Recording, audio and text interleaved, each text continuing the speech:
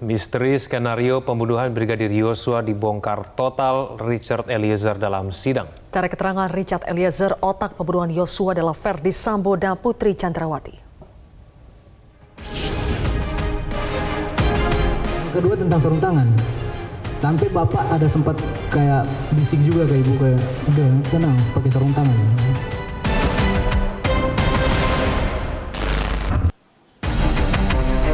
Ada Putri Chandrawati yang ikut mengatur skenario pembunuhan kepada Brigadir Yosua.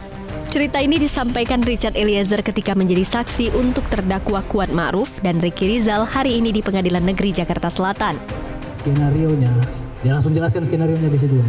Jadi gini Chat, skenarionya di Duren 3, di 46. Kalau kita nggak bilang Duren 3 ya mulia, kita bilangnya 46. Jadi skenarionya di 46 Chat.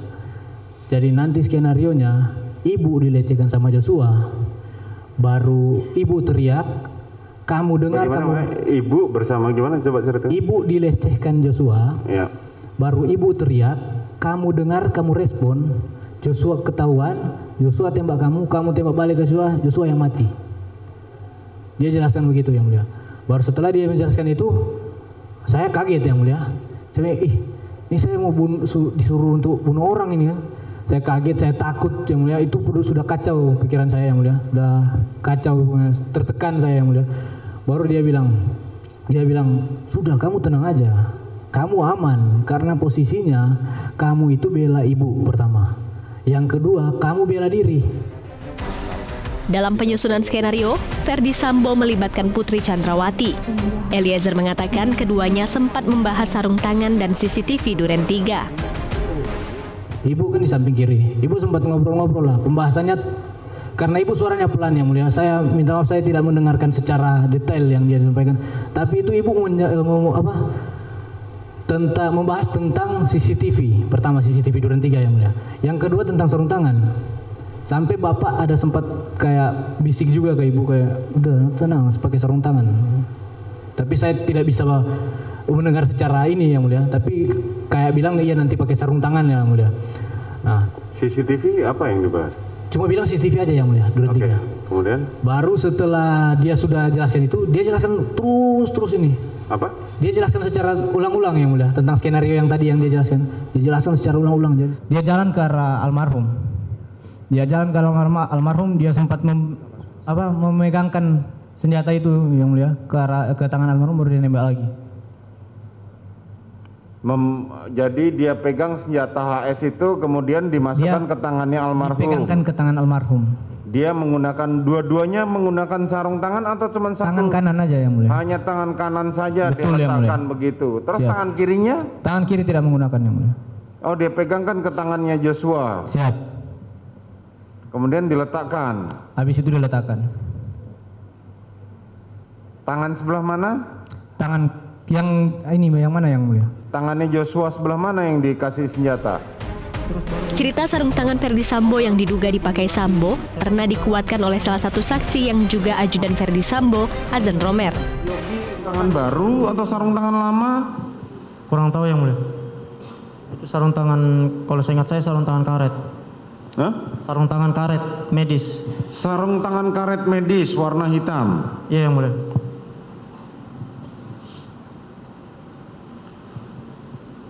Pada waktu saudara melihat senjata HS itu, saudara tahu senjata itu milik siapa? Tidak tahu yang mulia. Tidak tahu. Tapi yang saudara tahu yang jelas itu senjata bukan milik terdakwa Ferdy Sambo. Baru saya lihat yang mulia. Sarung tangan hitam itu diduga dipakai Sambo ketika menembak Yosua. Keterangan bahwa Sambo ikut menembak disampaikan oleh saksi mantan Kasat Reskrim Polres Jakarta Selatan AKBP Ridwan Soplanit. Bukan terjadi peristiwa tembak-menembak, tapi ada peristiwa tidak usah sungkan, udahlah. Ya, peristiwa menembak, Yosua ditembak, bukan tembak. Yosua ditembak. Betul. Oleh siapa? Oleh Baradae dan FS. Oleh Baradae dan FS. Ya. Tapi Sambo masih melawan. Dalam sidang kemarin, kuasa hukum Sambo berulang kali minta diputar CCTV.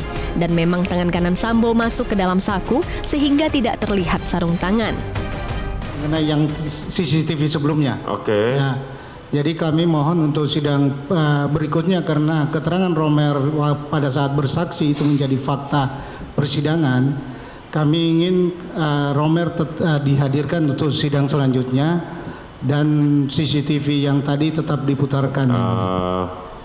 Saudara saksi penasihat hukum sudah dihadirkan saudara Romel dan dia sudah memberi keterangan hampir 3 kali di sini, sehingga silahkan saudara tanggapi dalam pembelaan saudara. Itu saja, karena kita tadi sama-sama menyaksikan itu di Zoom pun juga tidak nampak, jadi silahkan berikan penilaian sendiri dalam kesimpulan saudara.